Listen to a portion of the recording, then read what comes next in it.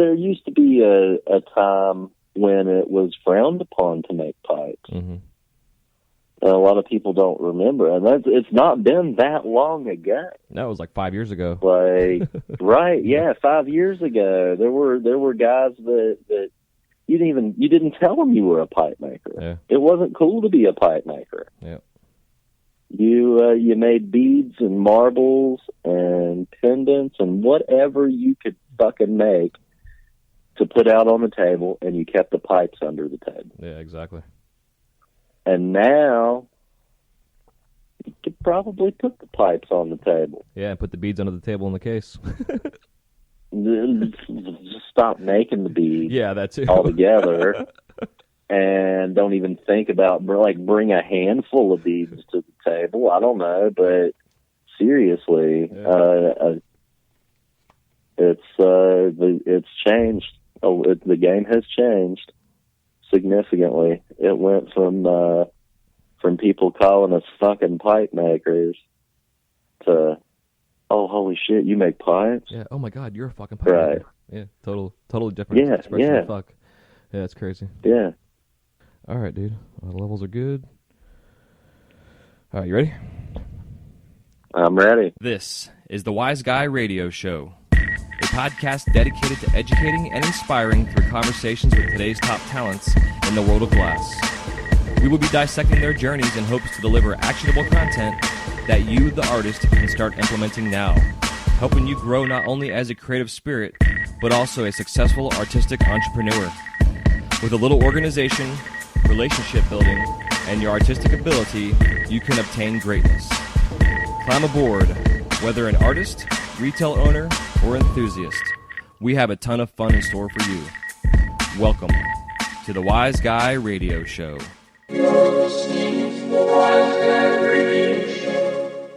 This episode of the Wise Guy Radio Show is brought to you by Green Flash Glass. The Green Flash Glass logo is a symbol of quality because they take pride in their craftsmanship and stand behind their products. Made in the USA, Green Flash Glass builds relationships based on trust, integrity, and respect. With over 15 years of experience and an amazing team of artists, Green Flash Glass backs up their work with 100% quality guarantee, friendly responsive customer service, and high-quality products at an affordable price. For more info, go to greenflashglass.com. That's greenflashglass.com. I am in the middle of listening to my free audiobook I downloaded at audibletrial.com/WiseGuyRadio, and that's WYZGUI Radio. The reason I'm saying this is because if you want to be a part of our book club that we're doing, which is our audio book club, why not go to and download your free 30-day trial at audibletrial.com, where they have over 180,000 plus publications, magazines, books, all kind of good stuff. And figure since you guys are listening to this podcast, you obviously listen to downloadable audio on your phones or iPads or computers. Go to audibletrial.com, audibletrial.com/WiseGuyRadio, audibletrial.com/WiseGuyRadio. And that's audibletrial.com/WYZGUIRadio.com.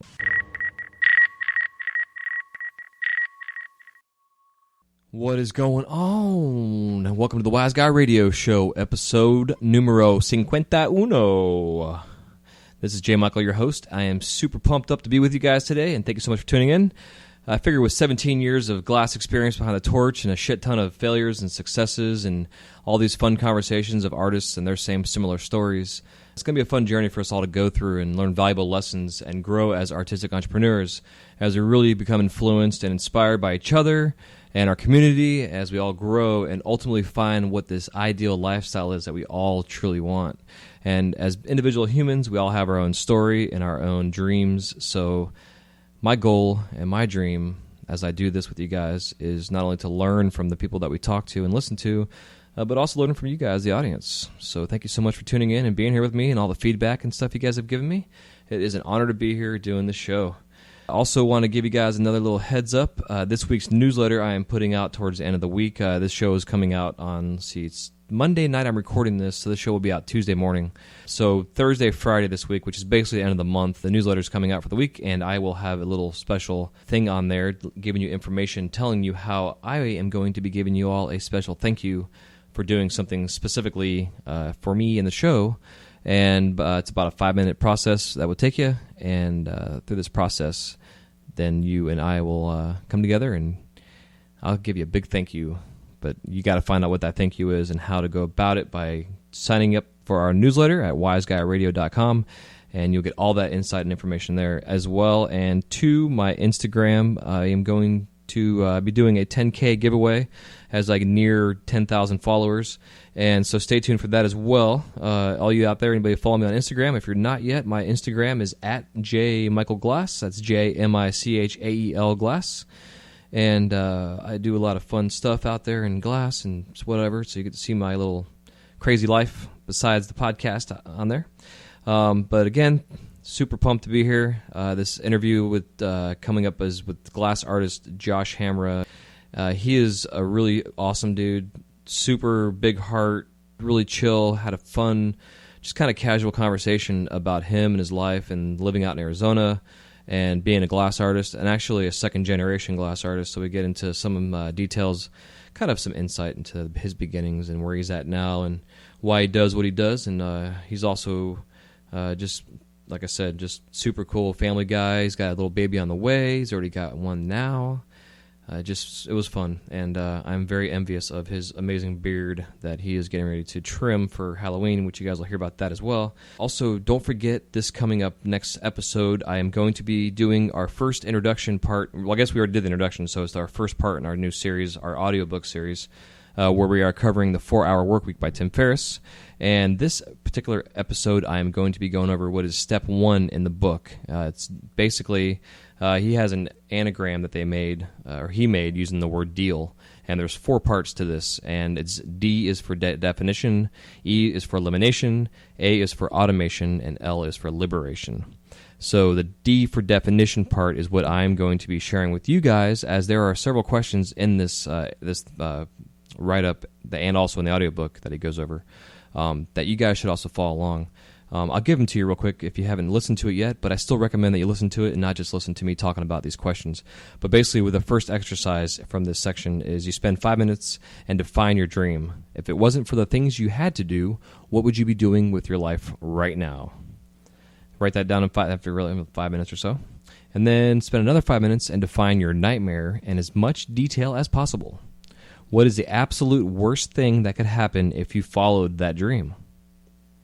And then the third and final question is, if you take the dream and compare it to the nightmare, is that possible nightmare really bad enough to abandon your dream? So those are the 3 questions that I'm going to be answering, and I'm going to be sharing my answers with you guys and going into little details about it and where I'm at. Because, again, this is not only just for you guys. This is also for me. You know, I'm kind of growing along with you guys, even though I've been behind the torch for, like I said, close to 17 years now, and life is awesome. In certain areas of my life, I'm still working on, and all my money and making that and balancing budgets and, running a studio or sharing a studio. There's all kind of trials and tribulations that I'm still going through as I grow through this new venture that I've kind of rebranded myself about 3 years ago when I started the whole Wise Guy concept and brand.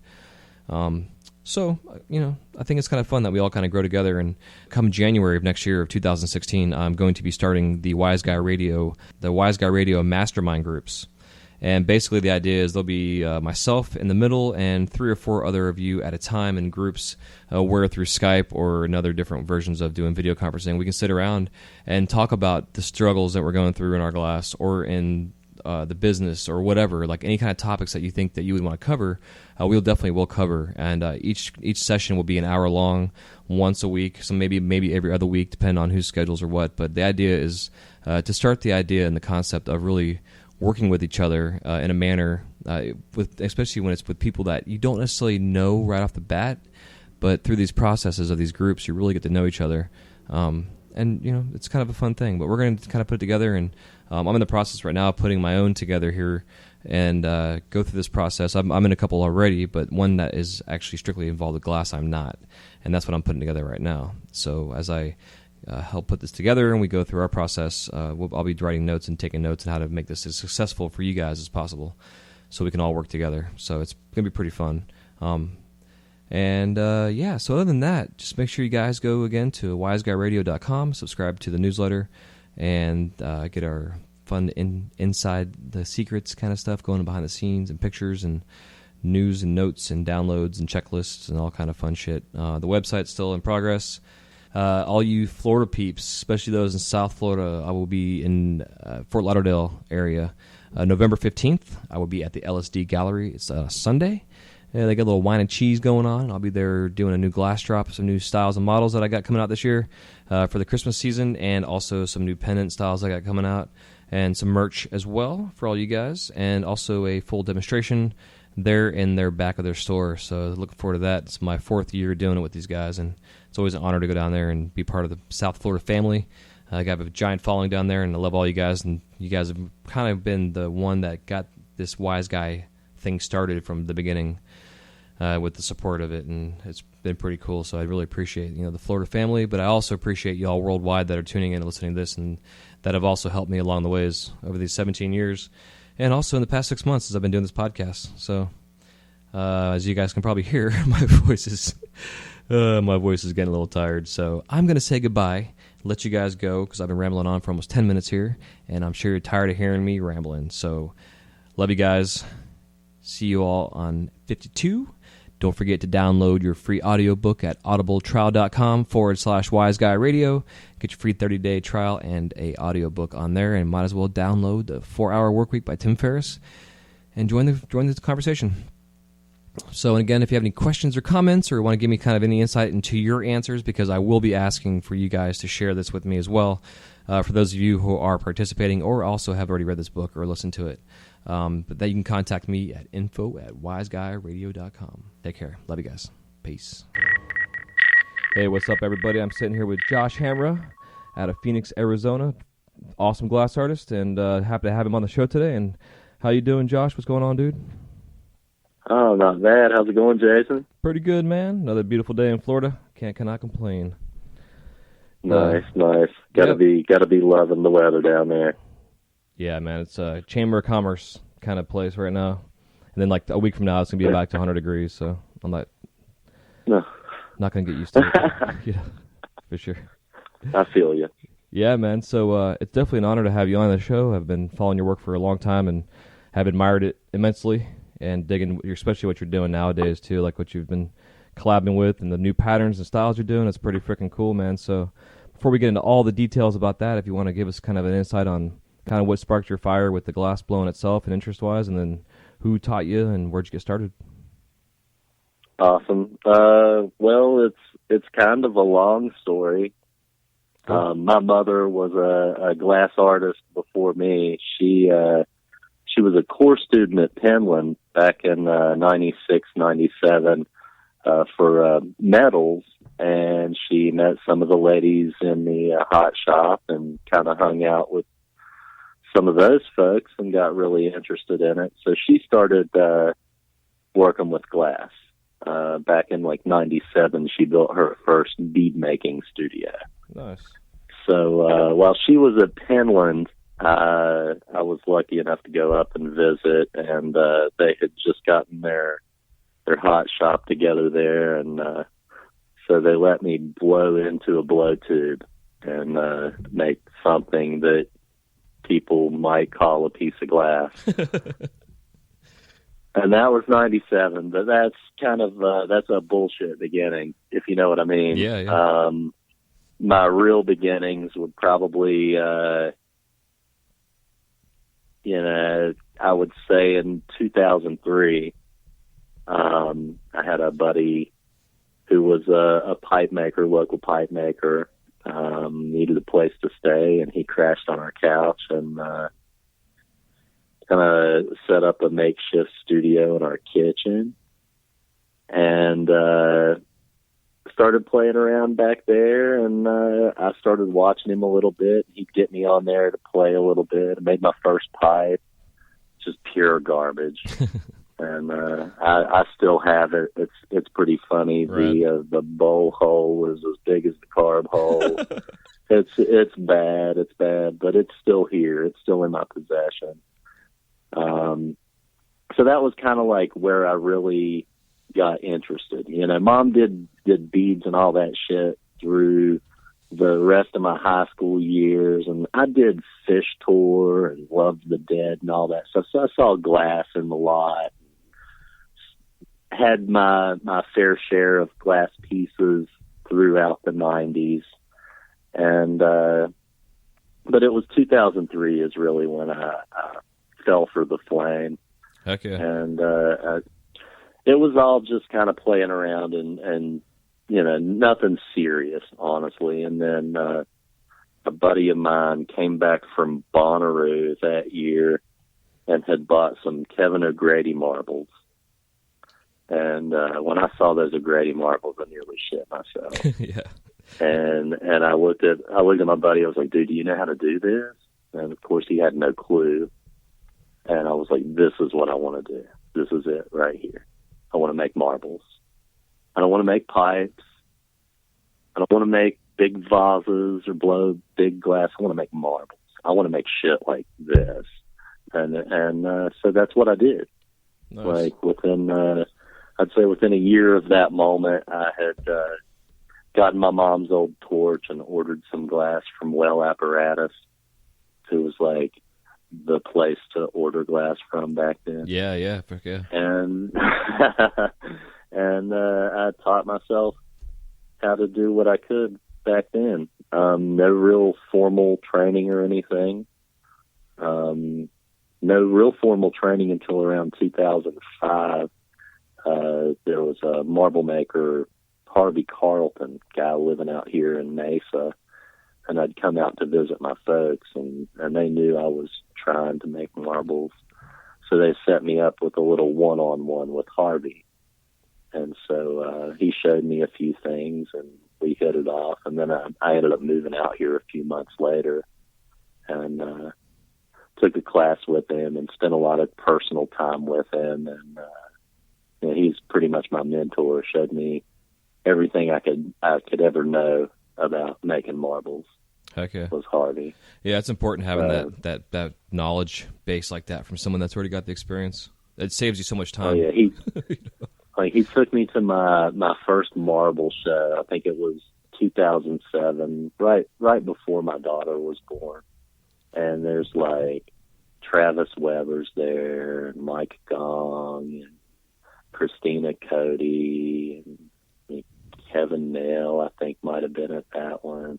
Josh Sable was there, and Gates and Recca. So it's like a who's who of incredible marble makers. And now a lot of those guys are making functionals, you know. Yeah. It was just, it was crazy to see such intense work, and I was nothing at the time. I didn't know what the hell I was doing, trying to make spirals and stuff. Yeah. You know, Mm-hmm. and then I saw all these crazy Vortex marbles, and it was intense, man. Like there were some seriously talented people making marbles back then, and I didn't even know it. Like had no clue what I had gotten myself into, and so I owe Harvey a debt of gratitude for taking me to those first marble shows I went to, and yeah, it really gives you a sense. From that point on, it's been, you know, I made a lot of non-functional work for the better part of half of my career. And then things kind of went to shit in all markets in 2008, 2009.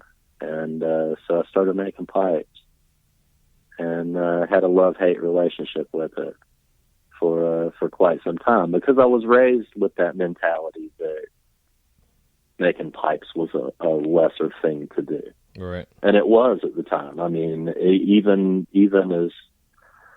as not far back as 2009, it was a lesser thing to do. Like, nobody put $300 marbles on $20 pipes. Yeah, exactly. Yeah, now they do. Right. But you know what I'm saying. Oh yeah, so, yeah, absolutely. When I first started making pipes, I took a gig at a spot called It's All Goods in Phoenix, and they had the glass blower in the window kind of deal. Okay, yeah. And it's a smoke shop with a window that you could see the guys blow glass, and that's where I learned how to push bowls. And that was a kid, Jamie Pratty, goes by LQL Glass, taught me how to push my first bowl. And I made a lot of really crappy spoon pipes back then, and I tried everything, not just. Even back then, I was doing the Hobnail style work that I do now. That was something that I started doing when I was making marbles in probably 2007. And then I carried that style over to the hand pipes that I started making at Goods. Insanely time consuming for a guy that's trying to make production. Yeah. And, so I tried everything I could to not make those. So I tried little reversal pipes and everything you could try. The fume tech that air trap fume tech that Sizewell does. I can't even tell you how many hand pipes I made like that.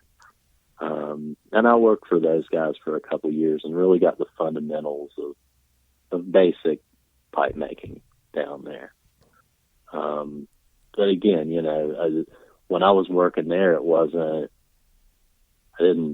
We didn't tell my family that I was making pipes. My folks knew, obviously, but we didn't tell. It wasn't an open conversation. Yeah. No, I know all about that, brother.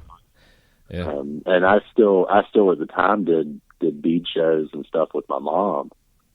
So we go to the bead shows, and there's some reputable, bigger name artists, guys that masters, the guys that we've looked up to for years that are at these shows, and like you tell them that you're starting to make pipes, and they just look at you and thumb their nose at you. Yeah, it's like nails on a chalkboard for them or something.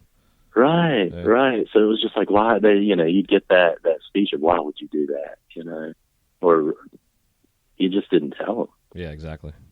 Yep. So, yeah, my answer was always it pays the bills. That was my answer. Yeah, that's the why. Really, what it came down to.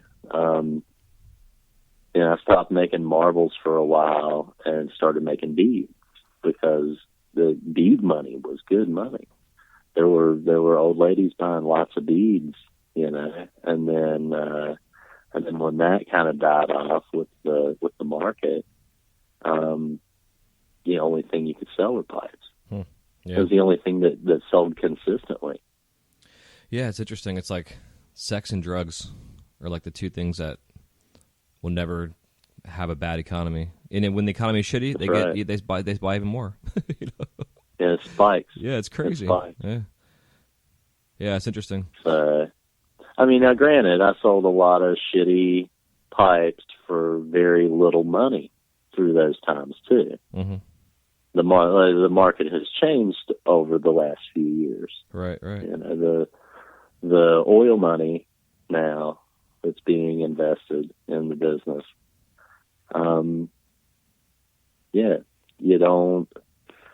You don't have to make the crappy spoon pipe as much anymore. But for you don't have to. But for those guys that are getting started, they need to be making those crappy spoons. Like it's. I am just openly talking shit about the spoon pipe because I just got done making a batch of. That's really all that boils down to. I couldn't find a better piece to complain about right now. But you know what, dude? You still you do what you got to do. Well, yeah, and I'm glad you're saying that, man, because we got a fucking kid on the way. Yeah, exactly. Spoon pipes all day long. Yeah, man, exactly. Like you do some killer work, and a lot of people out there that see these guys out there that all you cats out there that are making some amazing shit, and they think that that's all you do, but really behind the scenes, you guys are still doing your proto shit because that's what's paying the bills and allows you to afford to do the $10,000 art pieces.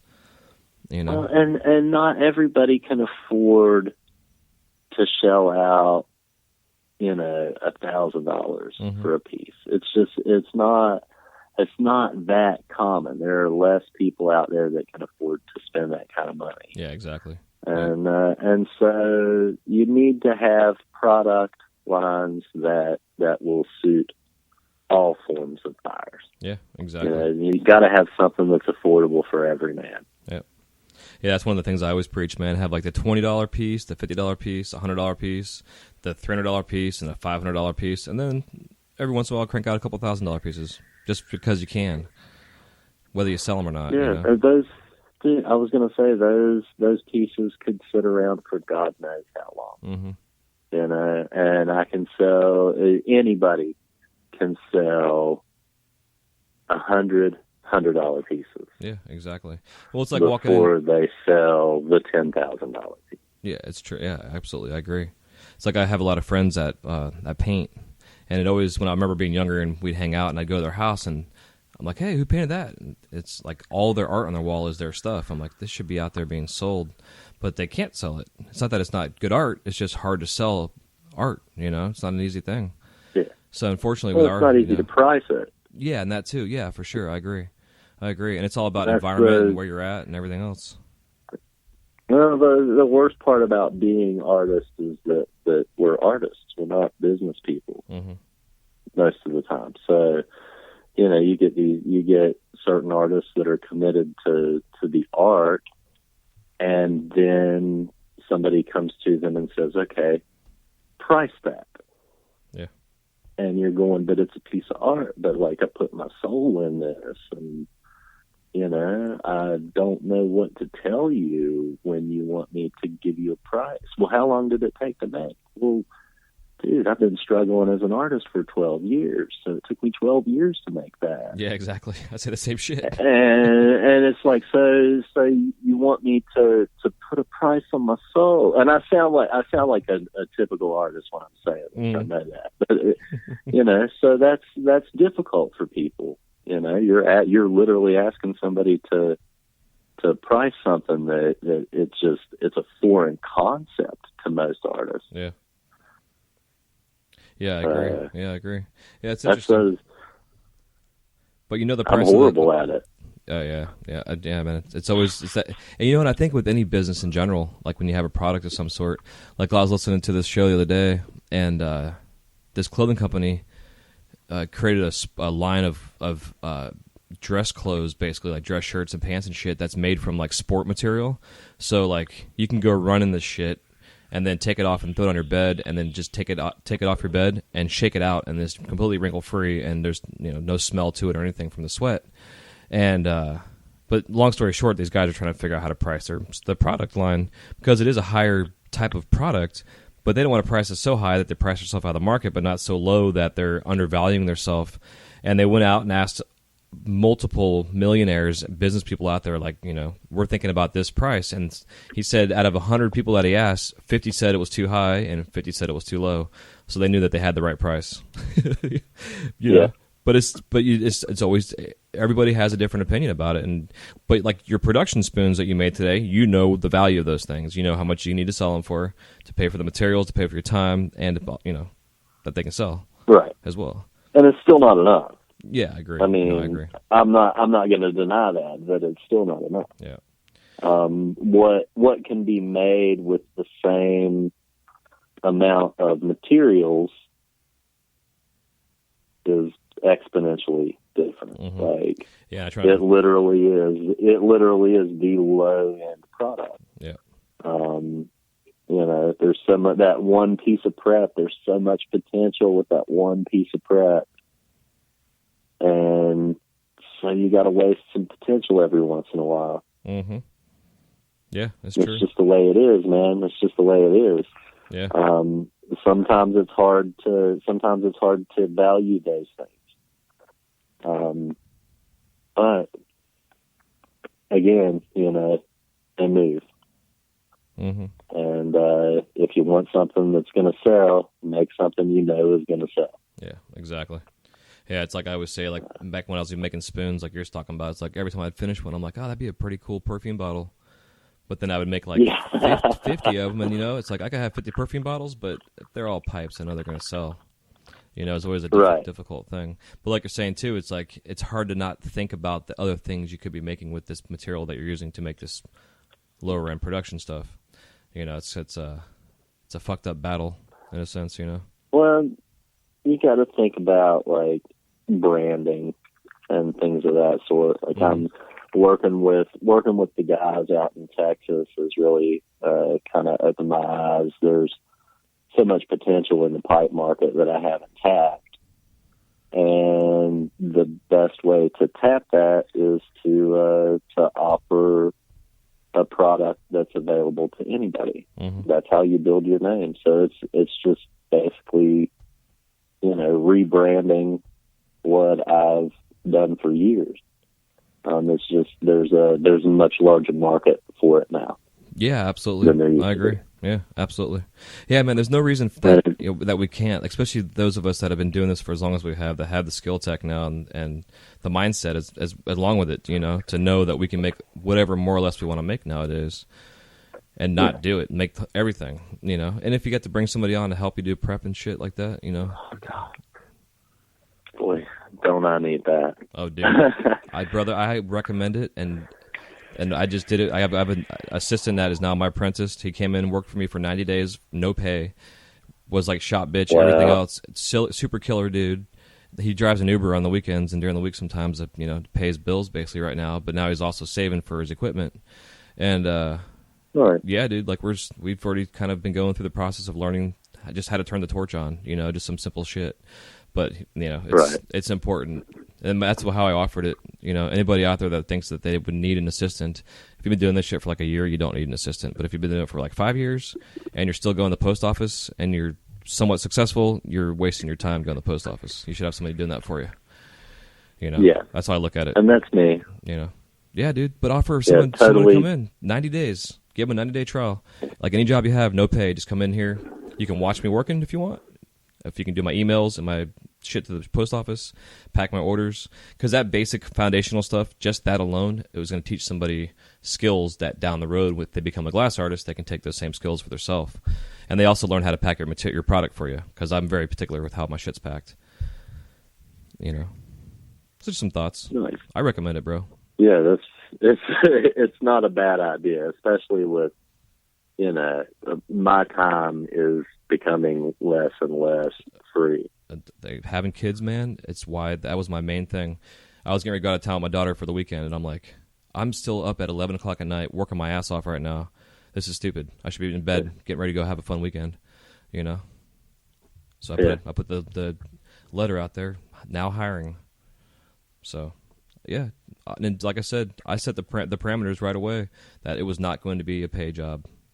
The pay was going to learn everything I fucking know. And you got a skill set, dude. It's so valuable. Yeah. You gotta find that right person. That's the hard part. That's another one of those things, is finding the right person. Yeah. And that's something I've struggled with over the years, is like, finding somebody that I truly trust enough with what I do. Yeah. Beyond like having somebody in the future that can prep work for me or things of that sort, or even eventually take over things like the lower end product. Yeah, like your spoons you did today.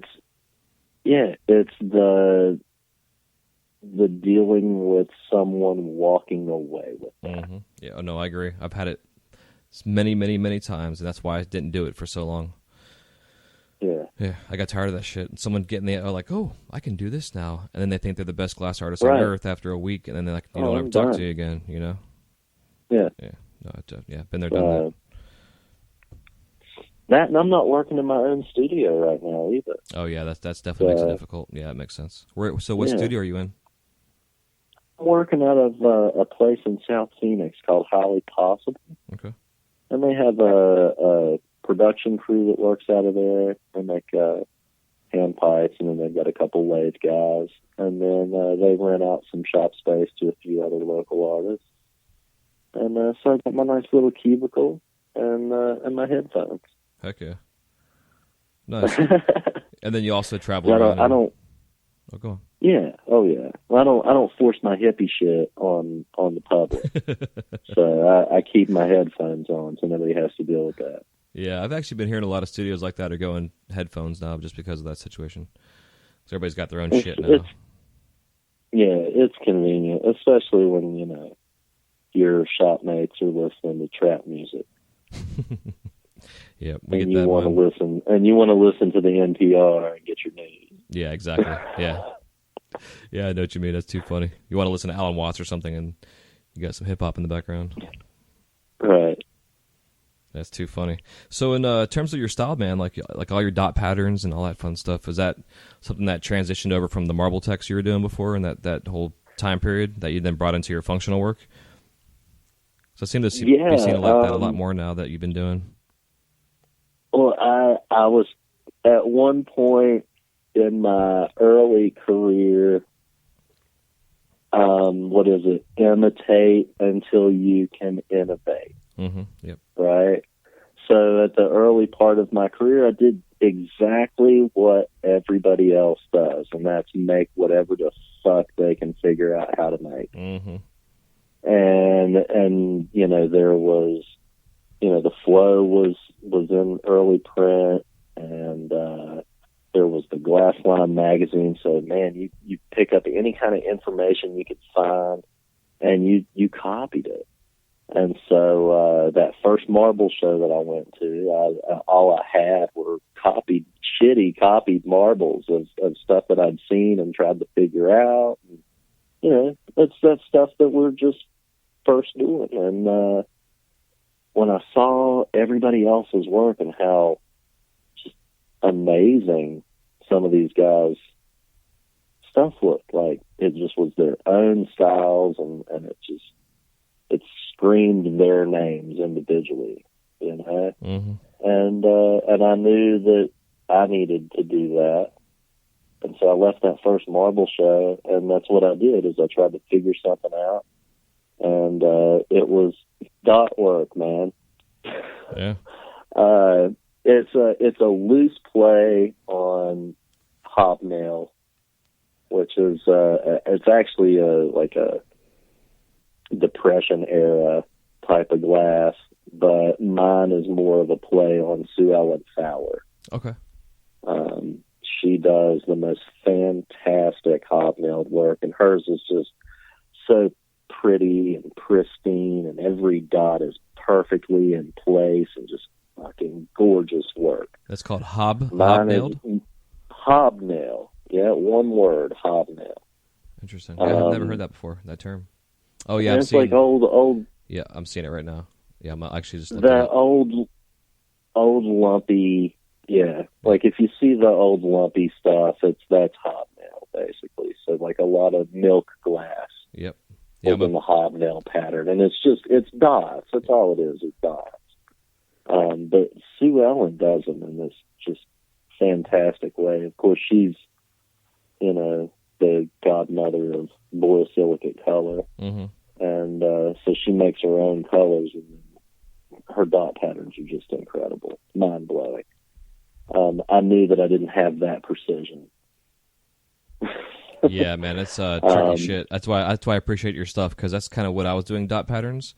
I was doing the intermittent kind of big ones with some small ones in between to fill in the space that my hand was just too quick or something. I don't know. I couldn't really get that perfect honeycomb look, you know.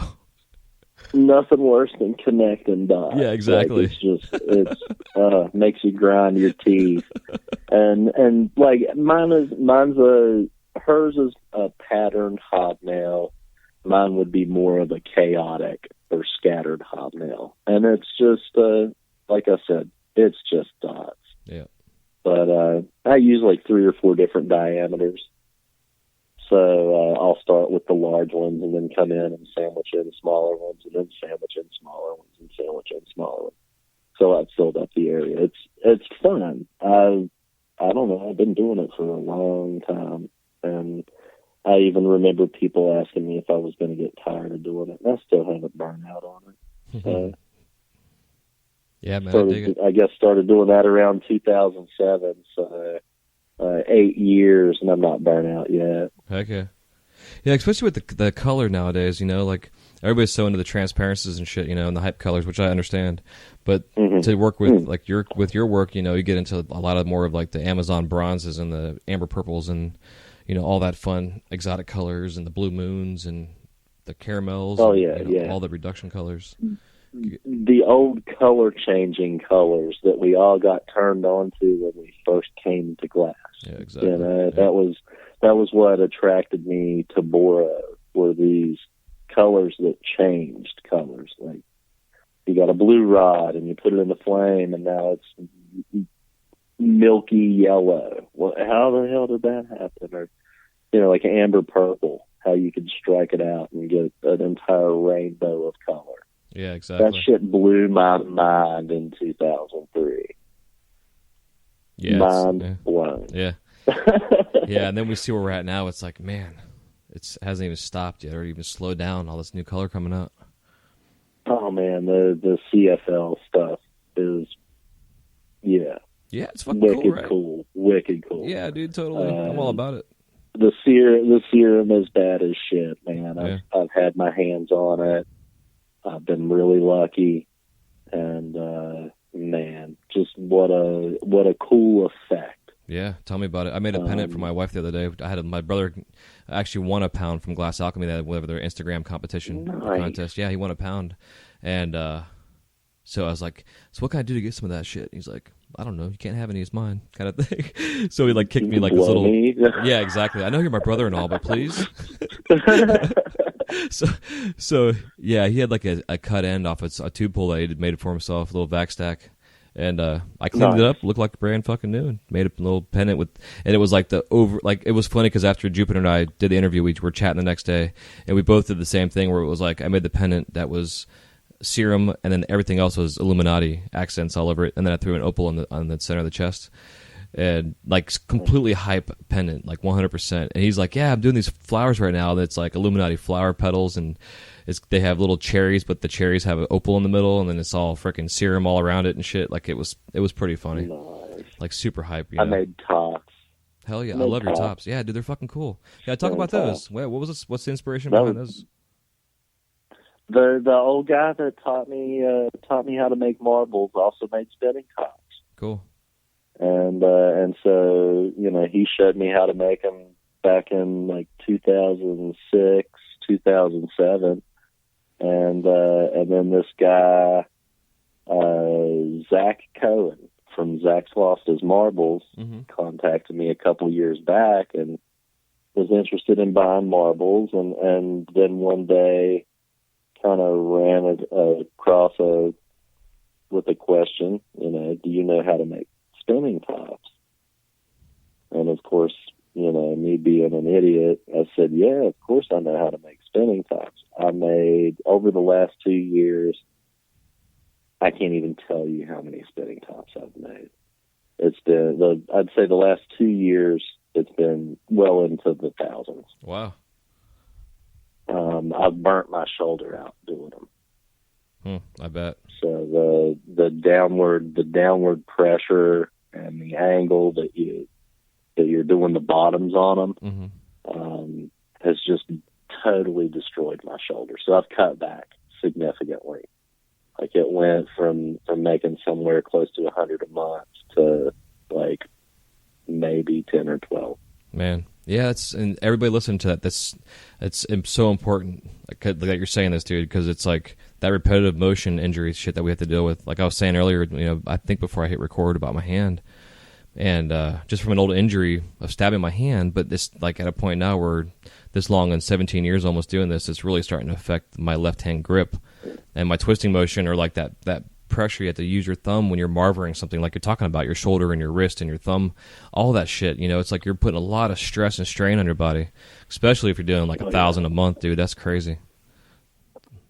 Probably 100.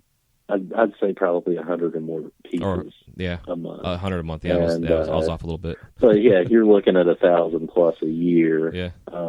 Still. I can tell you that back in July, I was just about to leave for a trip out of town to work and was in a significant amount of pain with the shoulder to a point that I was worried about going on the trip to work and contemplating surgery this year. And, of course, again, being an artist with no insurance, you know, having shoulder surgery is quite an expensive little operation. Yeah, not to mention you're out of work for a while. Then to take the time off to boot. So I put it off, and thankfully I found an opportunity in late summer to like take it easy and rest a little bit, and that helped significantly. Plus, cutting back on the spinning tops. Yeah, I can move again. Yeah, good. I can lift my arm. Yeah, man, I know, like, myself personally, when I go out and, like, work out in the yard, if I pull a weed weird, it's like that same, like, starting a lawnmower kind of motion. My left shoulder kills me. I mean, it's like 2 days worth of, like, I can't, you know, put my elbow past, like, my left nipple kind of height-wise. Like, I can't even bring it parallel to my body. You know, it sucks. And I'm wondering if that's the same thing, like, just, like, overuse. I know when I was younger, too, I mean, just falling down as a kid. I mean, shit, like, you know, talking earlier, we're getting in our late 30s here, so all of our childhood stupid falling down and scraping our knees is now no longer a boo-boo. It shit fucking hurts now when we're older. Yeah, you know? yeah. And we don't recover from those injuries the way we used to. No. That's there's no bullshit about that. Yeah, like, dude, I bounce really hard now. When we hurt ourselves, it lasts a lot longer. Yeah. A lot longer. So I've been nursing this shoulder injury for the better part of a year. Have you looked into any kind of like massage or any of that kind of shit with it? I've considered it. Yeah, you should. Yeah, man, find something that'll trade you some glass, dude. Like, because like that's the thing. That would be the ticket right there. Finding a good doctor or chiropractor that would hook it up with the glass. Yeah, because I'm sure you got some good massage therapists out there. You know. Yeah, you make a good point there. Yeah, and I'm sure they're down with it. Yeah, fuck yeah, I would, dude. Because I go never like really once thought a month. about it. Yeah, dude. Anybody out there that's a glass blower, you need to get a massage like at least once a month. You got to get it done. It's like changing the oil in your car. You know, you just got to do it. Yeah, true. You make a good point there. I've neglected myself in certain ways. Like I've just been so busy that, you know, it's like, well, do I want to sleep or do I want to work? Yep. Do I want to shower or do I want to take a nap so that I can go back to work? Yeah. So it's definitely, I've been caught up in everything else that I've let myself go in some fashion. Yeah. Yeah, man, it's easy to do, bro. Like it's something I hate to keep saying it, but it's things I like to preach about on here. It's like, we've all got to stop and take a break. Like that's why I work in like 3-hour shifts, just because I take like an hour off after each shift and just to stretch or whatever I got to do. Like you're saying, take a shower or take a nap, like take advantage of that time in between shifts. But yeah, the massage, dude. Like a buddy of mine, he would come to my house once a week, and he was kind of in the end of his licensing, so I was more of like his guinea pig on stuff. But he actually went out to Phoenix, and like his last part of his deal was like in this fucking cave with some holistic massage therapist, and like he came back with some skills. Like he would like take my arm and like put my arm, or like if I was on my stomach, he would take my arm and wrap it around his waist, and then like twist his whole body to almost pull my shoulder out of socket. But it wasn't pulling it out of socket at that angle. It was like an amazing stretch that I would feel it go all the way down my back. And it relieved like numbness in my hands I was having issues with, and it was all because of that. Nice. You know, because we're all like like upper chest muscle, pec, lat, you know, shoulder muscle strength, you know, and forearms, and we get all out of whack because of that. And like the last massage I got, the girl was telling me, she's like, you're probably having numbness because your forearm muscles are so tight right now from all that repetitive. You know, I've rotated glass that was so heavy and for so long, I thought my forearms were going to snap in half. Like the muscles were just going to pop like a rubber band or some shit, you know. But then I started going and getting a routine massage, and that I would not have that middle of the night waking up with both my hands numb or like my fingers curled into my palms like I've got arthritis or some shit. Because it's real, dude. Like, you know, the shit we got to deal with, it's like we're fucking ourselves up. And if we just maintain ourselves, what you got to do, man, you got to go get a massage tomorrow. Yeah. You know what I'm saying? Yeah, take a break. Go get a massage. Yeah, you got to. Maybe a haircut. Yeah, man, there you go. I haven't had one of those either. Yeah, hell yeah.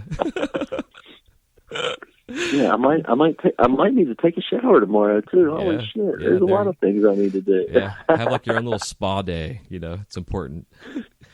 I mean, shit, I get it. What's tomorrow's? Tomorrow's What's Tuesday. tomorrow's Saturday? Yeah. Oh shit! Oh man, I'm so behind on everything now. What the fuck? Every day Saturday. You know, scratch all that other stuff I was gonna do. Forget the haircut. Forget the shower.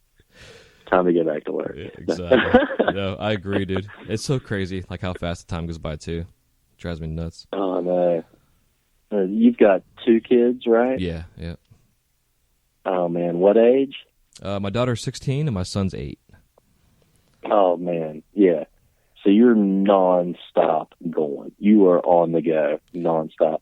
That's crazy that you've got the age difference there, because that's my daughter's 8, and then our son is due November 2nd.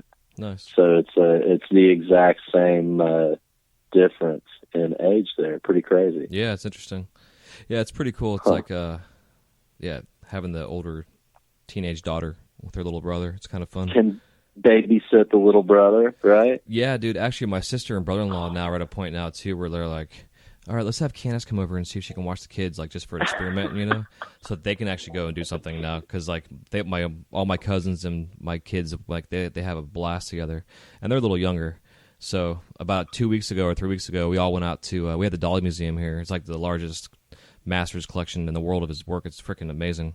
And they had MC Escher that was there as well, and I've never seen his work in person, bro. Wow. But oh man, like they had his engraving blocks, like everything. But the only way we can go, how cool. Yeah, it was fucking cool. But my daughter was like, you know, experimenting for babysitting during the daytime, so we could all leave her with the kids, come back, see how things were, and it was perfect. So now she's gonna go do the first aid Red Cross the babysitting class they have, so they can teach them all. Okay, all nice, that stuff, yeah. You know, which is important. That's wicked cool. Yeah, dude, for sure. And I told her, I was like, man, take it. Well, I mean, now she's gonna have to charge you for that shit. Yeah. You know, I gave her $20 on the side. side. I mean, she's getting that education. Yeah. You know, taking those demo classes. You know, you got to raise up a little bit. She'll be bumping it up 10-20% every time she takes a class. Exactly. And I told her that because like there's a lot of those services nowadays that they like, you know, nanny.com or some shit. You know, these teenage girls that are making a killing at babysitting because they're part of this organization. You know, and I guess it's hell like yeah, they thing, certify them. Yeah. Yeah, they'll certify them and everything. So that's wicked cool. Yeah, I can't wait till Millie's old enough to start babysitting. Yeah, man, built-in babysitter. And they'll bitch about it, but, you know, whatever. Let them bitch. You know, whatever.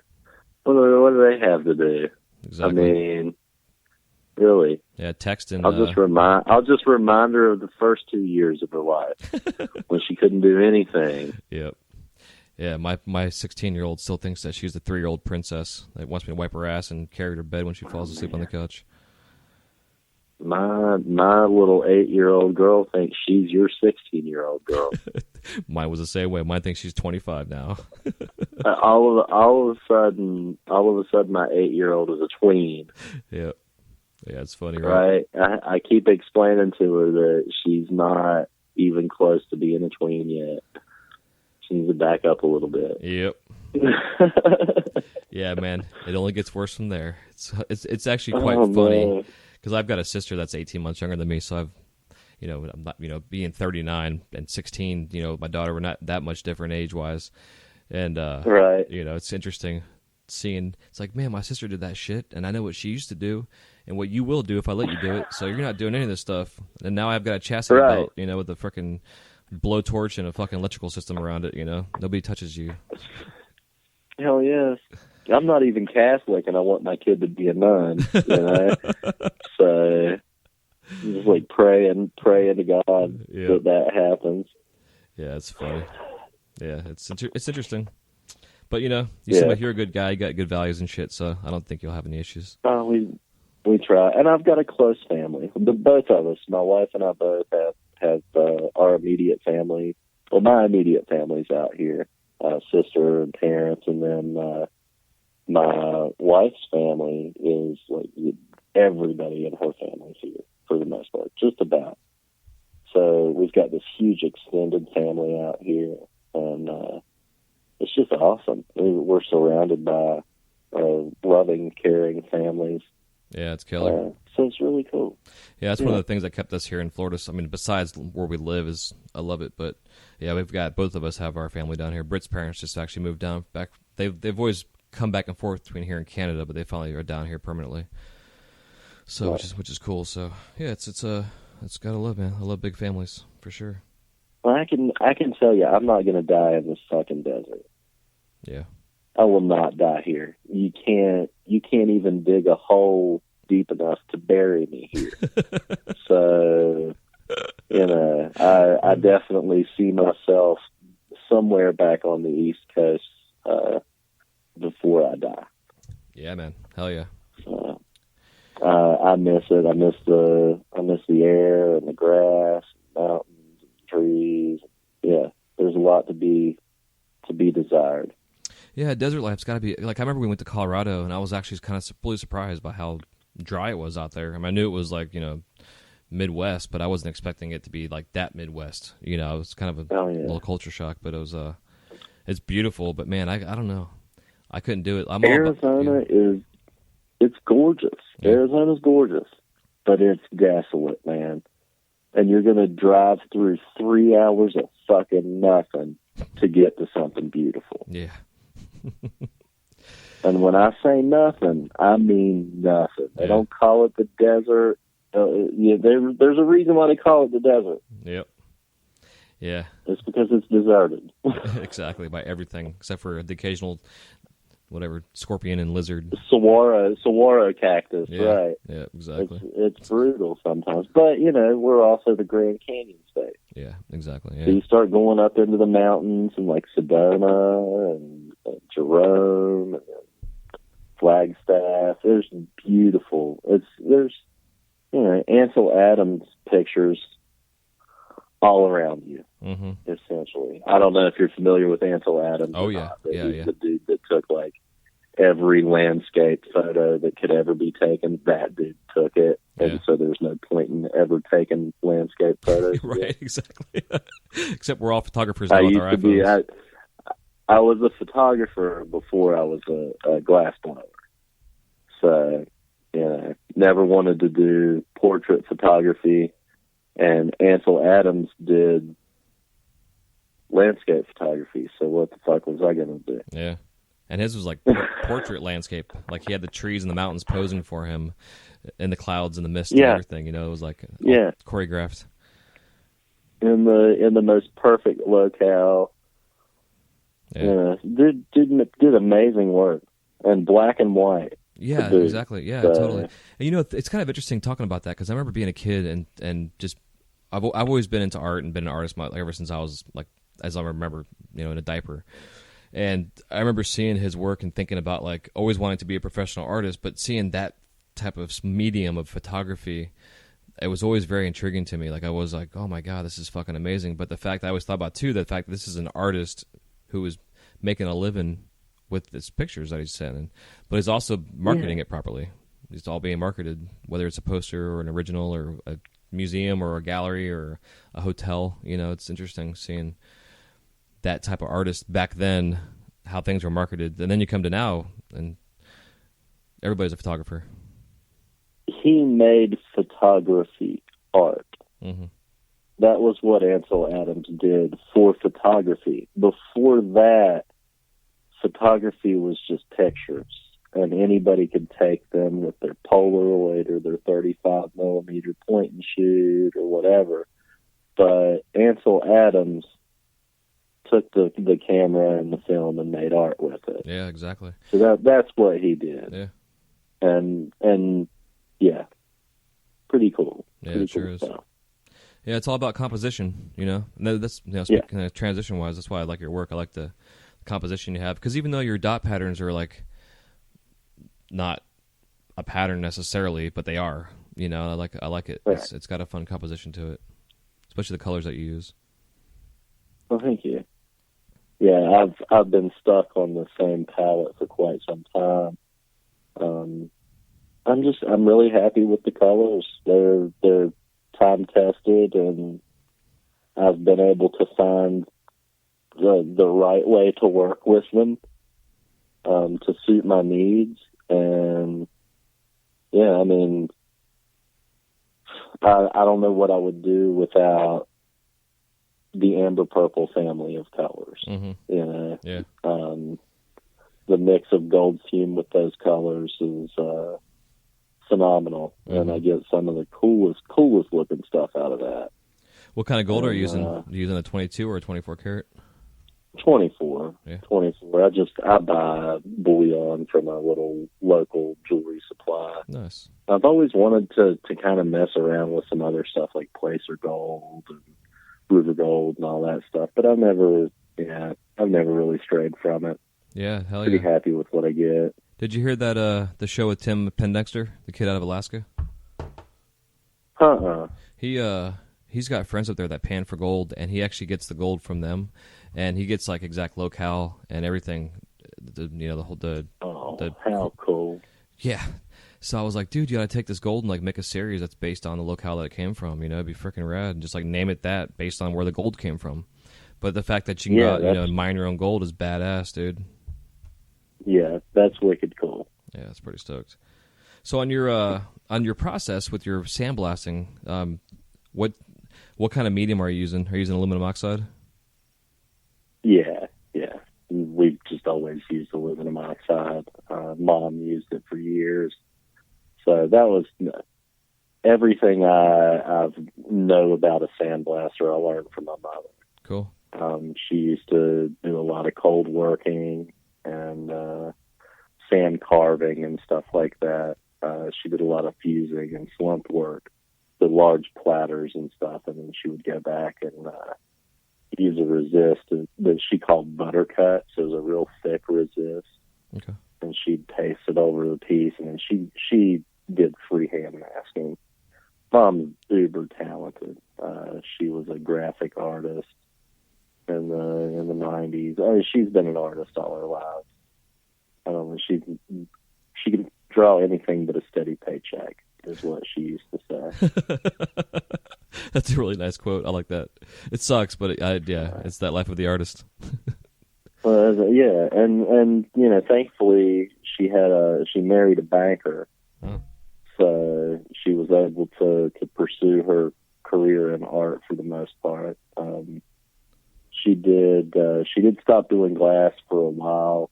She cut a tendon near her thumb, and I wouldn't say it scared her off of it, but she definitely had some range of motion issues that she had to overcome. And she's just getting comfortable set back up in a new studio. So hopefully we'll see her progress in glass again over the next year or so. Yeah, absolutely. That'd be cool. But she taught me all the stuff, the ins and outs of working with the sandblaster and maintaining it, and I got lucky. Really, I didn't know what these colors were going to do when I started sandblasting them. I had no clue. I just started sandblasting shit. Yeah, it's interesting. So I didn't know that blue caramel was going to strip down to a dark blue and leave like high yellows and oranges where I trapped dot. Yeah. It just happened. And so I started experimenting with all the colors that I played with. Yeah, I totally, man. I think what's fun with that too is it's like you can really strip away the reduction and see the true color outside the reduction when you do that, you know, and it's like you really get an appreciation for what the real color was, and it's even different than what the rod is when you get it. You know, it's pretty fascinating. Yeah, it's wicked cool. Like there are some colors that when I do my dot work, it's all clear dot. Okay. So I very seldom. I've I've done like some Illuminati Hobnail stuff, or here and there, but very, very seldom. Pretty much everything is done with clear. So I'm using the actual metals in the glass to create the colors most of the time. Nice. So, like the sandblasted ones, like the blue caramel, I'm using clear glass, and I'm just going back and forth, reducing it deeper and deeper to pull up more of the silver to trap. Mm-hmm. And that's what changes the colors in the dots. Yeah, exactly. So not all it's wicked cool, man. It's a lot of fun to play around with stuff like that. Hell yeah. I don't experiment with colors as much as I used to, though. I used to try anything and everything I could get my hands on, but I've kind of settled into roughly about 10 colors, and very seldom stray from them now. Yeah, I'm in the same boat. That's what it's all about. The new colors I like, and I do randomly use them when they come out, because, besides the fact they're hype colors and what people want. Yeah. But, I'm the same way, dude. I have probably like 5 colors that I've always gone to for almost 17 years now. And it's like the 5 original colors, It's like, fuck everything else. I'm just going to use the shit from 20 years ago. Yeah, that's me. I'm still doing the same thing. And I know that eventually I'll get tired of it, or that'll die out, and I'll need to figure something else out. And I know what I'll do when I do it. Yeah, exactly. Like, I've already been doing this long enough to know what the next step in the process is. So let me ride out this part of it for a while. Yeah. Until I'm tired of it, and then I'll do what I know I'm going to do next. Heck yeah. I agree. Yeah, but sometimes you almost got to like kick yourself in the ass to then get to that next step, because next thing you know, it's like 10 years have gone by and you've been saying the same shit, Because I know I did that for a while. I was like, I'm just going to keep writing out this distributor I had. I mean, this guy was paying me good. It was steady work. But then I sat down and like did the numbers and shit like 5 years later, and I was like, whoa. I'm cranking out a lot of shit, and my profit isn't good. I'm stuck in the same rut of the same production, Like I need to go get a job and take a break for a little bit and then come back to it, type of deal. Yeah. But I've definitely taken my break from glass. I took about a year off, not too awful long ago, actually. So the break is still fresh with me. Nice. What'd you do? So I'm just took some time off. Yeah. And kind of figured out who I was and what the hell I was doing after a decade of blowing glass and not going anywhere. And did some soul searching and figured out that I'm good at making glass. And so I decided after a little break to continue to pursue what I was already doing. Yeah. So. Yeah, it's but cool. I minimized who was around me, and I minimized the work that I'm doing, and I carried around crates and crates of old glass that had collected dust for years. That was raw materials that I was never going to use. I ended up giving that stuff away. And old equipment that I was never going to use, giving it away or selling it. So I minimized. Yeah. And then again, I kind of came back to the hobnail style work and just have been pursuing that and pushing that. I know how to do so much other stuff, but this is what I need to do now. Mm-hmm. Yeah, it's fun, this man. Is what, yeah, I like it. I like that. Yeah. Yeah, it's like once you go through and you run the gamut of all the shit that's out there, and then it's like you have to backtrack, and it's like, okay, let me repeat it backwards and see which one really spoke to me. And it seems like that hobnail style is what was speaking to you. Oh yeah, and again, it's something that I've done most of my career. It's just you could get lost and try to do so many other things. Yeah, I agree. And you can innovate so much stuff, but maybe now's not the time to innovate. Mm-hmm. Maybe now's the time to concentrate on one thing and know that other project is there for when this one's run its course. Yeah, exactly. I got a buddy of mine that's kind of getting his feet back on his own as a glass artist, and he's in that struggle right now. He's kind of all over the place with like finding his spot and where he wants to be. And he was one of our guys at the shop, and we're all like trying to help him. Like, hey man, this is what we like, what we think you should run with, but don't do it because we say you should do it, type of thing, you know. But it's fun because it's cool to see him experimenting and learning new stuff, and then going back to old shit and new shit and back and forth. But he's kind of like hasn't quite nailed it down yet, you know. And that's the tricky part. My problem has been finding a piece. Mm-hmm. So I do this really cool design, but I don't have a piece to put it on. Oh yeah, I know what you mean. Yeah. Like my buddy Shubba down in Tucson, great guy, great person to work with, has a piece he calls a shoveler. Mm-hmm. And they're sweet. And it's sweet. It screams his name. It's very unique, and man, he makes my work look amazing on those things. Yeah, that was one of the first things when I caught my eye. But they're his. Yeah, they're his. Yeah. You know. So it's I still 12 years of blowing glass. I still don't have a piece. So that's what I've been trying to work on for like the last 2 years and still haven't found it. I've been letting other people use the work to make their pieces because they make it look good.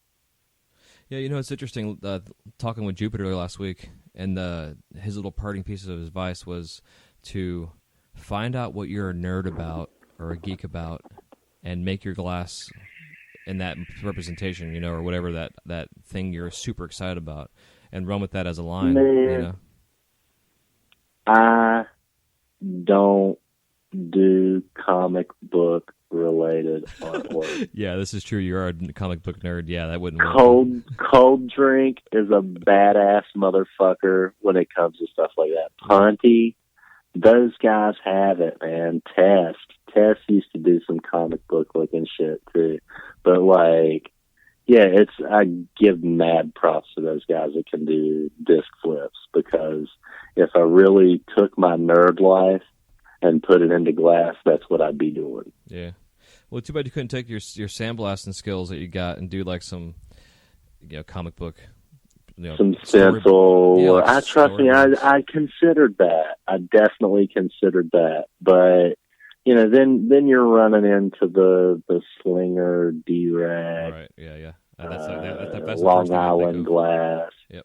Right, and that's where I immediately go with stuff like that, or Gabe Halliday. Right. God, their stuff is fucking amazing. Yeah, I could never compare. That's something you should never do, anyways, is compare. You know. Yeah, I agree.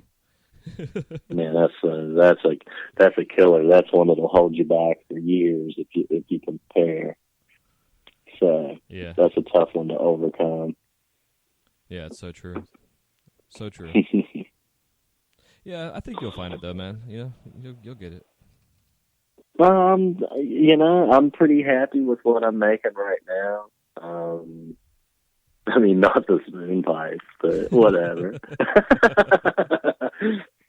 No, I found this little, it's like a Sherlock style pipe called an acorn pipe. I was kind of just wanting to experiment with some more traditional style pieces, and I still like to push bowls. I've been wanting to get back into old push bubblers and stuff just because it'd be fun to redo them. Like you had a dry hammer I saw on your page that I really liked a lot, the shape-wise that you're doing. Yeah. And that Sherlock too. That might have been an acorn style one. I'm not sure. It's kind of like a half Sherlock, half almost corncob looking piece. But I really dig it. It's a slight bend in the neck and a nice chunky bowl, kind of like an old, you know, tobacco pipe. Yeah, exactly. No, I think they're beautiful. Like the shape, the style, the composition of them, they're nice. Especially the one. Yep, go on. I'm sorry. I'm having fun with that. I'm having fun with it. Hell yeah. That's something that I haven't in a while, like when it comes to making pipes. That's why, honestly, I haven't been making pipes. Sitting down and talking with the guys from the baller section, it made me realize the other day it'd been like 2 or 3 years since I'd put together an order of hand pipes. Yeah.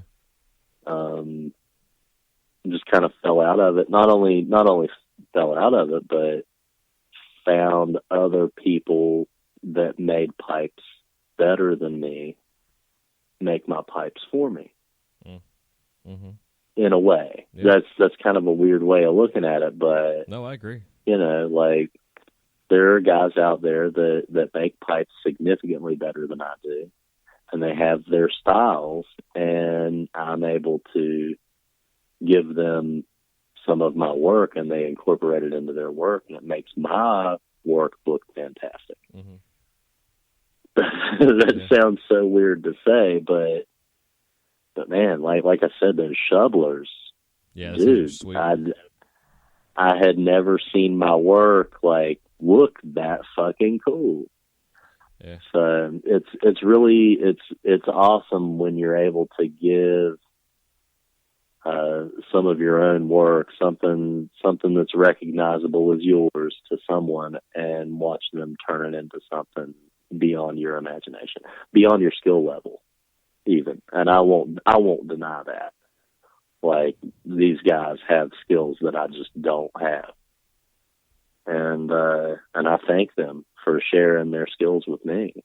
Mm-hmm. I've been really lucky over the last year, like I said, to work with just a plethora of artists here in Arizona, and even able to stretch out outside of the state and work with, some of the guys in Austin, Texas, at St. Elmo, like Salt and J-Mass this year.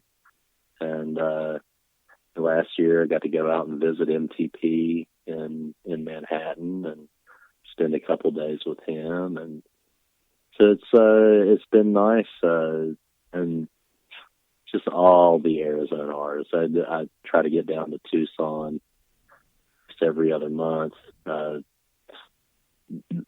The talent in Tucson is incredible, and it has been for years. Yeah, it's interesting. Used to go down. Yeah, go on. I'm sorry. Oh, we used to go down for bead shows when I first moved out here, and it's just a huge community down there. During the gym shows and stuff, they do bead shows, and you're looking at 100, 200 glass bead makers coming into town to hang out and sell and party, and God, it's just great times. Yeah. Is there any reason why there's such a large community of artists there? It's kind of weird being out in the desert. I think it's the exact opposite. Well, every state has to have an artist community somewhere. Mm-hmm. I would say Tucson is Arizona's. Yeah. You're kind of in a big city, but it's not the Phoenix big city, so it's not as rush hour and pushy down in Tucson. Okay. It's a lot of it's old dirt down there, so it's a little bit. I don't know. Some people up here would consider it grimier. It's not as well paved, and I think that's what attracts artists. So it's less expensive to live down there and work down there. So that's attractive for artists. Having the gym shows and the bead shows down there every year, that attracts a huge crowd. I think they bring in well over 1 million people during the month that they do the Tucson Gym Show. Wow. That's awesome. Yeah, I guess I could see how an industry would drive artists to move. It's like whenever there's a Super Bowl somewhere, all the strippers in the country go to that town. Yeah. Yeah, it's so I think that might be the draw. God, there's so many guys who used to live down there. Nady, from Joint Forces, was blowing glass out of Fathead there for a while. And Calvin, Mickle, Calm, Eugene used to live down there. You've got Margaret Zenzer. You got the Sonoran Glass Academy has run a flame off down there every year for, I'd say, the better part of a decade or more. So that's an attraction. It's one of the few glass schools around. So yeah, Tucson's wicked cool, man. If I had my druthers, I would probably live in Tucson. Yeah, it sounds but like my daughter goes to school in Phoenix, and she's happy here. So that's the most important. So it's keeping the kid happy. Hell yeah. Well, speaking of family time stuff, I was looking on your Instagram and saw your wife and yourself going Vortex hunting. Oh yeah. And yeah, man, let's talk about that, because I've always, I've seen specials on TV and different things about the different energy fields and the it's kind of weird shit. And some people might think it's kind of hoity-toity or whatever, but I don't know. I'm into it, man. I dig it. I definitely want to check that kind of stuff out. So, what did you guys experience while you were out there? Well, we were lucky. We got to catch a few different areas, not just the vortexes. I mean, there's so many different mountain ranges and really just incredible scenery all through the Sedona area, Red Rock Valley. So we were just really lucky to take as much of it in as we could for a couple of days during our honeymoon. The vortexes, my wife was a few months pregnant as we were trying to hunt those down, so we didn't quite make it to all of them. But there were a couple that were a fairly easy hike to get to, and you get there and I'm going to sound like your typical hippie person when I say that you feel this energy. Mm-hmm. And there's no denying it. I mean, there's definitely some kind of imprint left in these places. And you can tell by the rock formations in the areas that they were gathering places. Mm-hmm. And so you can feel the energy of these gathering places, and it's it feels, I don't know, it's hard to describe. It really is. It's hard to describe. Maybe it's exhaustion from hiking in and not drinking enough water. Right. But you get this somewhat euphoric, calming energy, and it's fascinating. Gorgeous there, and there's not a bad view in Sedona. Yeah. Well, period. It's go on. It's unbelievable the rock formations, and they got a church up in the side of a mountain. Yeah, incredible for miles. Yeah, the sunsets have to be pretty amazing out there too. I can imagine. Just everything out there. Sunrises, sunsets, the moon setting, all that shit's got to be fantastic. Absolutely. And God, there's no light pollution there either. That's the thing with Sedona, is they've managed to keep the light pollution at a minimum. So it's stars. You feel like you could touch the stars from there. Yeah, that's an incredible experience, huh? I know I've been places like that. Like we went down to Honduras years and years ago, and it was like that. It was like, wow. It was just so fucking bright. It was like daylight out. The moon's out, all the stars are out. It was amazing. Yeah, it's incredible, and 360-degree panoramic views. Yeah, like I said, you can't go to one location without seeing just breathtaking. Pictures don't do it justice.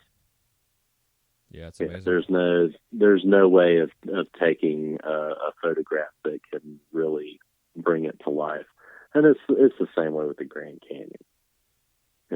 That's basically Sedona is like the ass end of the Grand Canyon. Okay. Huh. So part of it runs down into there. It's the Mogollon Rim is what they call it. Okay. And it's like an offshoot of the canyon.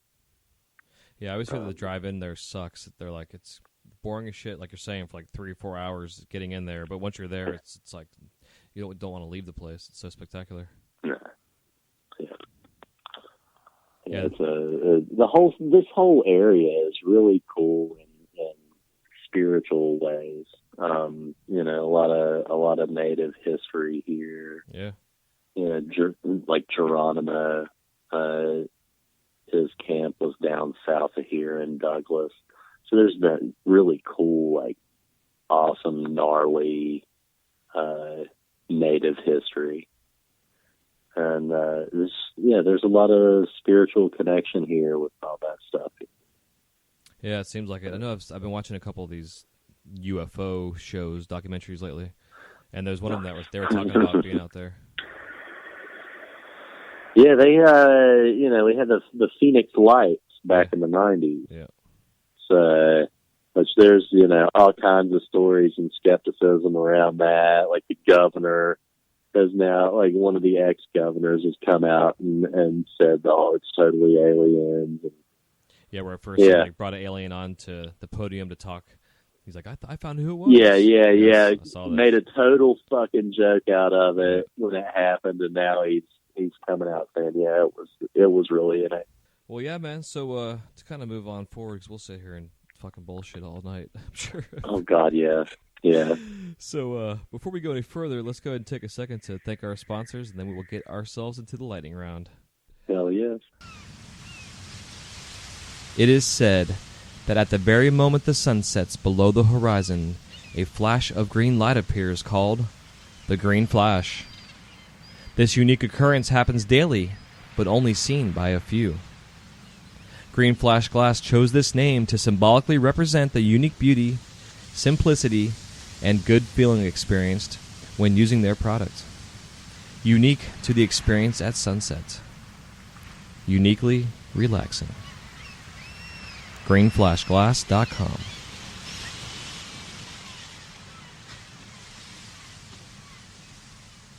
That was a quick break. So, I'm sure you've heard the lightning round, how it runs, and it's a lot of fun, and basically it's half a dozen or so questions, and they're about 30 to 60-second answers on them. Feel free to expound upon them if you'd like. And the very first question I have for you is if you could work with any living glass artist, who is it and why?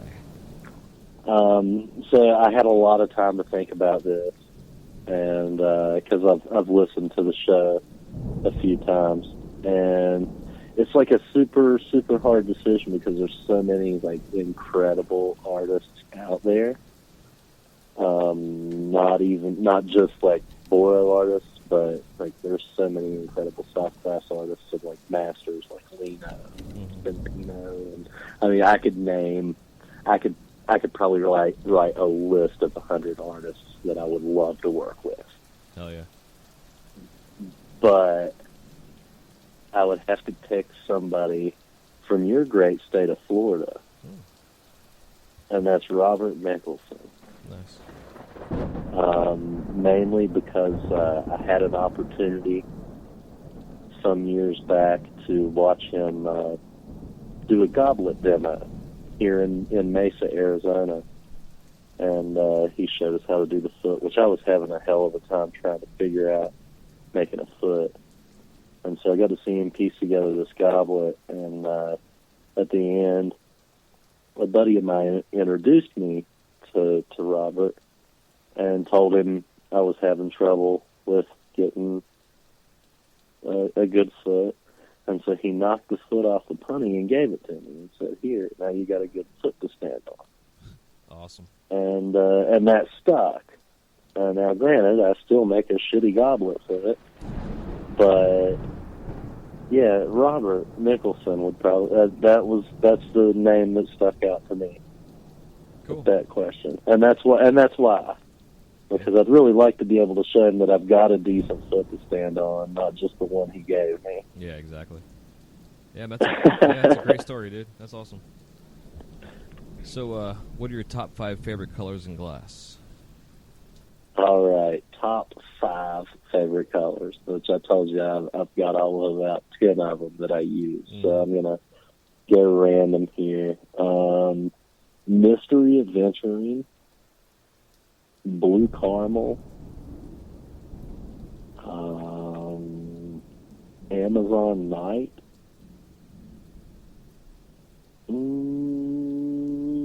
Double Amber Purple, and Dark Blue Amber Purple. Cool. Yeah, those are all fun. I love the Amber Purple family. Yeah, all of them. Absolutely. Hell yeah. Yeah, I had to throw a couple of reducers in there. But for the most part, yeah, I'm all about the striking family, for sure. Hell yeah. So if you could describe the sound of glass cracking in one word, what is it and why? Ouch. Yeah. It's like getting kicked in the nuts, you know? Yeah. Or like, I don't know. That's the only word that you can use to describe it. It used to be fuck. That used to be the one word. That used to be it. And then, like, somewhere along the path, got zen about it. Like, so now it's just ouch. Like, ouch. I gotta figure out what the problem is. Not, fuck, my life's over. I hate this. I can't do this anymore. Right. So it took a long time to find that zen, that perfect place where your only response is ouch instead of fuck. Hell yeah. The maturation of a glass artist. That's right. So the shop, well, you said it kind of earlier about being in the studio now, so I take it you just are doing the radio deal? No TV? Or no TV in there? I am a strong promoter of the headphone. I truly believe that nobody should be forced to listen to what I want to listen to. And I can't force my shit on other people. And I'm sure that they wouldn't mind, but I just don't feel like hearing it. Like, there's always going to be at least that one person that doesn't want to hear your shit. Yeah. So I'm a full-on promoter of the headphones, and I'll listen to a lot of talk radio in the morning, get the news, and some podcasts, kind of get my day started, and then music. And it's a variety of music, and I'll go through phases where I'll want to hear like one band, and that's all I'll listen to that entire day is that one fucking band. Hell yeah. So nobody deserves to have that put on. You know? Yeah, I'm sure they appreciate it. I go on a fucking Ween kick, and then everybody in the studio hates it. You know? Yep. Right. Yeah, I had a good buddy of mine that we used to all work together, and we'd have Ween days. He was like a huge Ween fan. Yeah. He still is. And I love him, but I know some people are like, what the fuck is this? Oh, yeah. Yeah, you get about 10 or 15 minutes into that poop shit destroyer, and most people are ready to just cut it off. Yeah. And I listen to some avant-garde jazz and stuff. So, or God forbid a Fish jam comes on that's more than 25 minutes long. Yeah, exactly. It's borderline embarrassing in public. You know, like I kind of want to run over and like, I'm sorry guys, you guys don't really need to hear this because then you're going to judge me. You know, sounds like a nitrous trip on the radio and everybody's, you know, Jesus Christ, Josh, and you listen to this in your headphones? I don't want to hear that. Yep. So I keep it to myself. That's awesome. Fuck yeah, man. Well, for the final question of the lightning round, if you were stuck on an island, and this island could be any island you want, resort, deserted, whatever, and all you had available for yourself was a studio that had oxygen, propane, a torch, and a kiln, what 5 items would you bring? I mean, I'm going to be really vague when I say glass. But that's going to be the first thing I'm going to need is glass. Now, I don't know if that means color or clear. If all I can have is clear glass, then I'm going to need gold and silver. So something to fume with, So I'm gonna take glass and fuming materials. That's two. I'm gonna need some glasses because you can't light a torch if you can't see it. So glasses.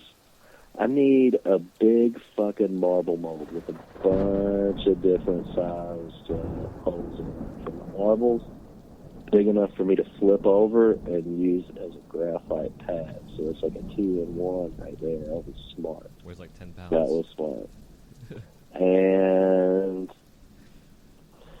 okay, so there's this tool called it used to be called Andy's Handy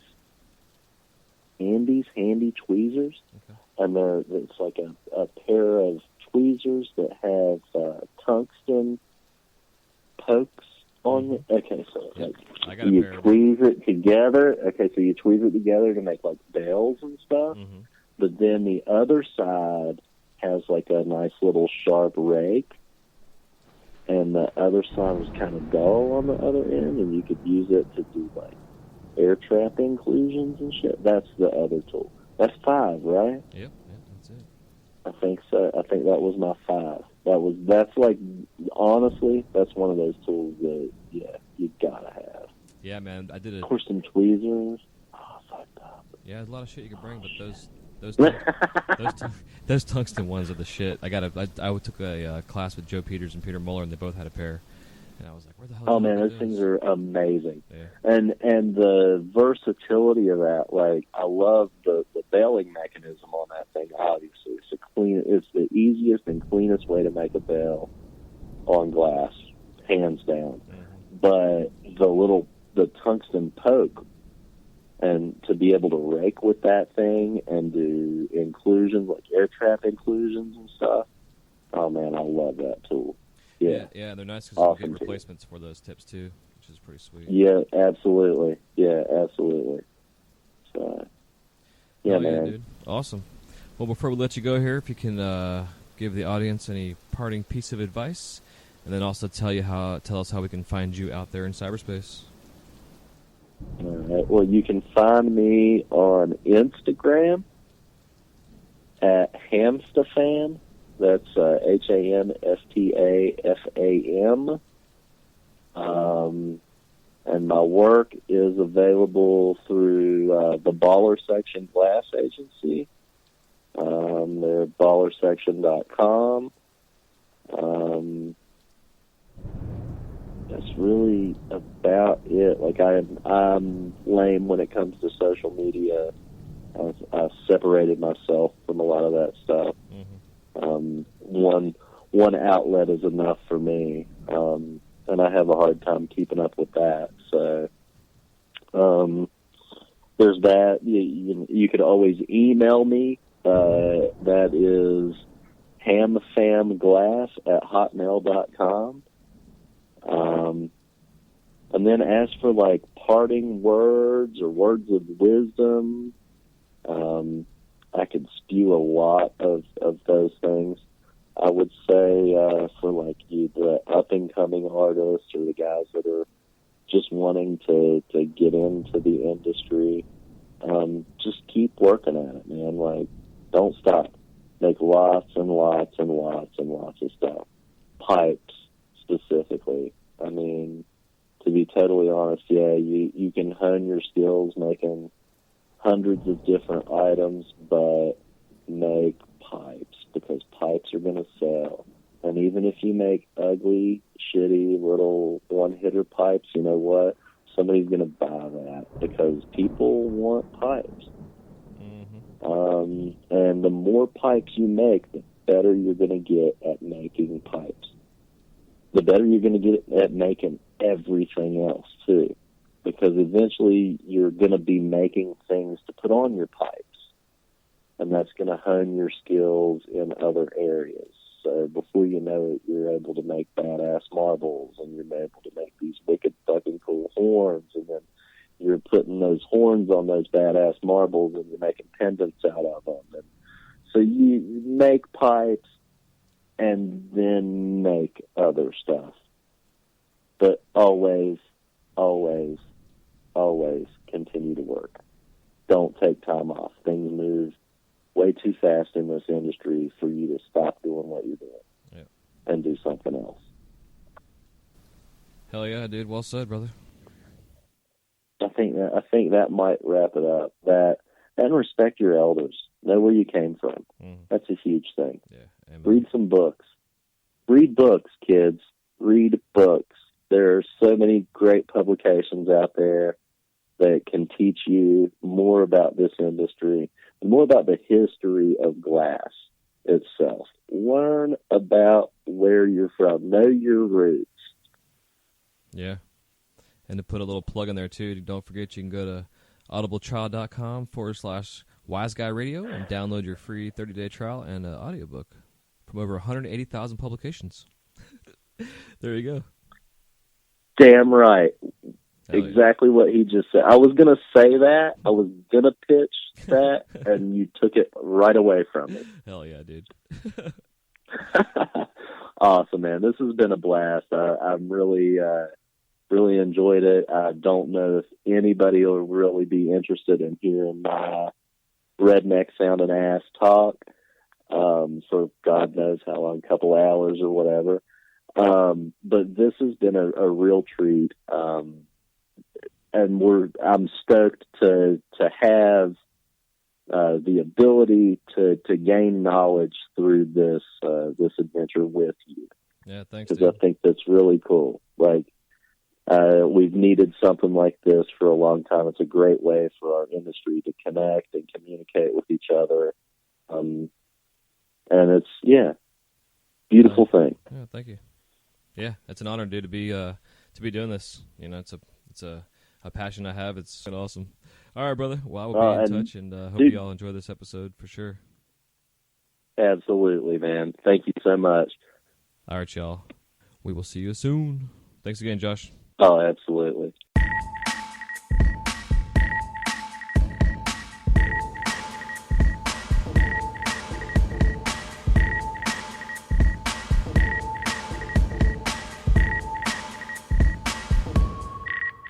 Thank you guys so much for listening to this episode of the Wise Guy Radio Show. If you have any questions, comments, or remarks, please leave them in the show notes page area where it says comments. We'll see you soon. Have a wise night.